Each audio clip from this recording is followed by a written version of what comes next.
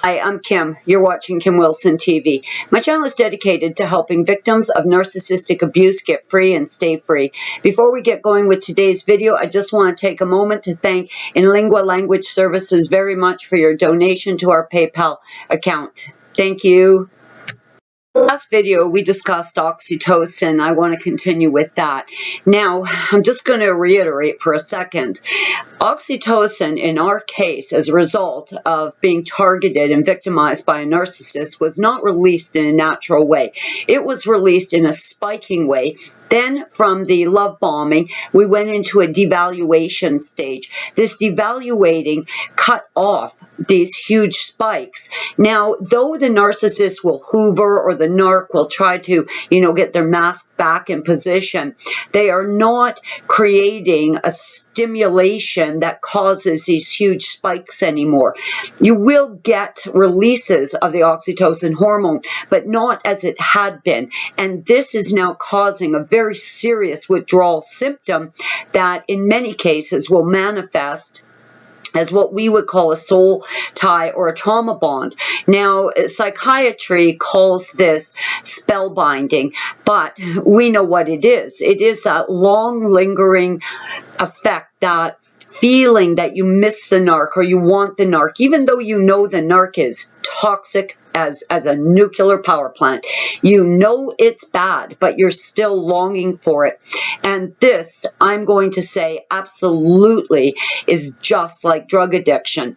Though, as I mentioned in the last video, we are not believing, we are not understanding that we're missing these shots, these huge injections of oxytocin. We believe we are missing a person. Now, all of this confusion is pretty easily explained when you consider the devaluing stage, and as you move into that, and all the projection, the gaslighting, the humiliation, the lies, the infidelity, just all that insanity. So you're coming down from this huge buzz, from this really abnormal, erratic, shots, these huge shots, these spikes of this drug, of this hormone. You're now petering off to nothing, but in addition to now being at zero with oxytocin release, now you're in this state of utter confusion because of the next phase abuse, the gaslighting, projection, infidelity, all of it, right? Stealing your money, smear campaigning you, triangulating you, future faking you.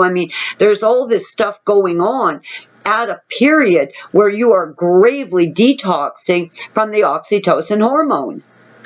This cutoff of the oxytocin hormone in large spikes has now been replaced with absolute terror, abuse, and nightmares, eggshells.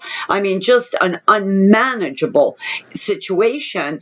And this is now causing depression, anxiety, stress, thoughts of suicide, incapacitation. All of that is now triggering cognitive dissonance, physical conditions, physical illness. All of this going on, it can really cause a victim's life to just spiral out of control and very quickly. And it can cause a victim a tremendous amount of difficulty when it comes to restabilizing, getting your footing back. This can absolutely rock a person to their core, really destabilizing you in all aspects of your life. Going from huge spikes to total withdrawal and adding all this, stress and anxiety and piling it on with the abuse, all of this is one thing. But something else is happening to a person, to a victim, a survivor. Their oxytocin hormone receptors are actually getting damaged. They can no longer regulate. So this in itself is now causing oxytocin receptors to be acting irrationally. You're not able to gradually, normally release oxytocin anymore. And when people are gravely hurt, gravely injured, saddened, heartbroken, confused, disorientated, you're not being stimulated in a way that would release the oxytocin. Now, if we could release the oxytocin, we would be able to level out. So we're going to talk a little bit about how we can self-regulate, self-release oxytocin. I did find an article claiming that bananas, black pepper, and eggs are foods that will naturally release oxytocin. When I tried to look for a little bit of scientific evidence of that, I couldn't find anything, but my thoughts are it couldn't hurt. But there are behavioral things, changes you can make in your life that would cause you to release this hormone naturally. Hugging is going to be one of the most effective ways to release this hormone naturally, allowing for human bonds to start to develop again.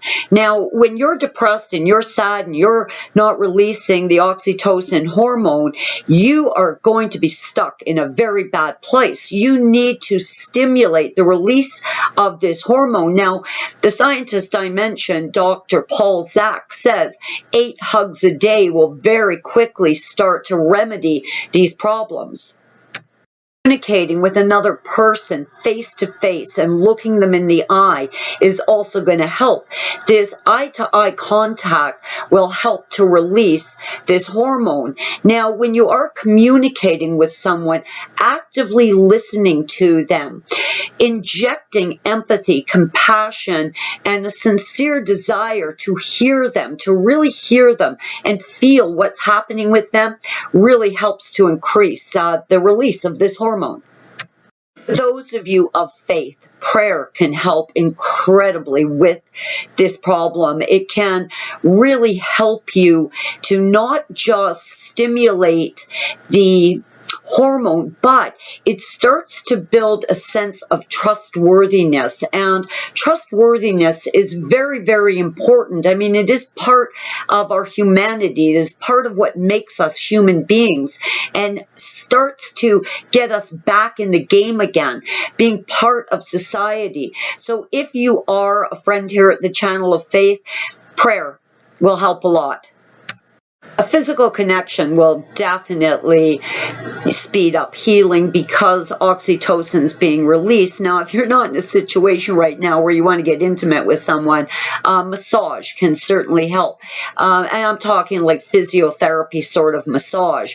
This type of human connection releases oxytocin at a normal, steady pace. And this release of oxytocin is definitely going to start to level out this hormone and really reduce that pain, suffering, longing that victims of narc abuse are feeling. Meditation, but not any type of meditation. It actually has to be you, quiet, calm, focused on love. And I don't mean the synthetic love you felt with the narc. I mean a genuine love. A love that you feel for your dog or your child or your grandkid or your parent or your grandmother. That type of unconditional, very natural love.